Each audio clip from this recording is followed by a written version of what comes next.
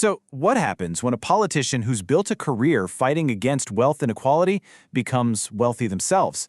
That is the exact question at the center of the storm surrounding Congresswoman Ilhan Omar, and today we're going to break it all down. This really is the million-dollar question, isn't it? It pushes us to figure out what we actually expect from our leaders. Is it enough for them to just follow the law? Or do we need them to live and breathe the ideology they preach, day in and day out? Okay, so to really get what this is all about, we have to start with who Ilhan Omar is and what she's all about politically.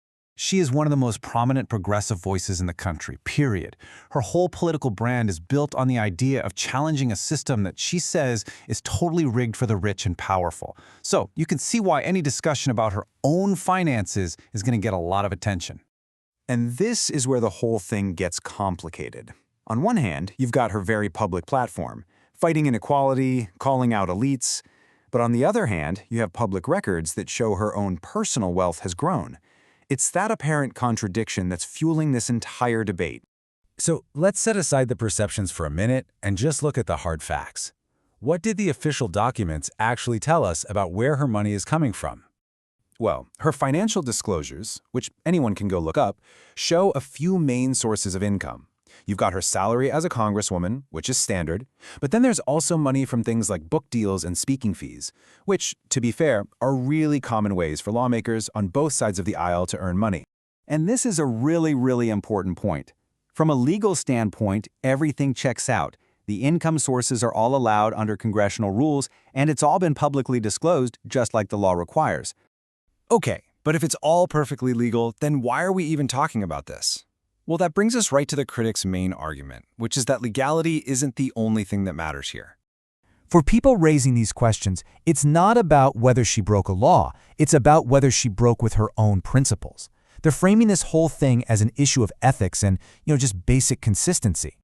The argument from critics is pretty straightforward. If your entire political identity is about fighting the concentration of wealth, then your own financial life ought to reflect that.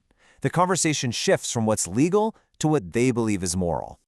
All right, but that's just one side of the coin. The Congresswoman's supporters have a totally different take, and they argued that all this scrutiny is really missing the point.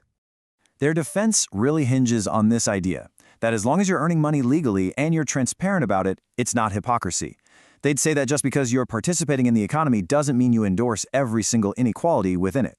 Supporters are also quick to point out that singling her out feels a bit suspicious, Many other politicians, including some of her biggest critics, have much larger streams of outside income. So to them, this feels less like a real ethical debate and a lot more like a political hit job.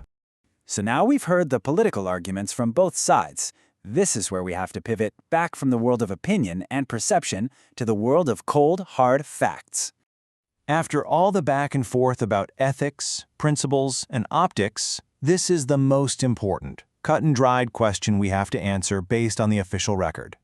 And the answer, based on every piece of public information and every official review we have, is a clear and definitive no. So what this all boils down to is that this is not a legal scandal. It's a political one, and it's a media one. It's a debate that's all about perception, about optics, and about public trust. And that's a huge distinction that can easily get buried in all the noise.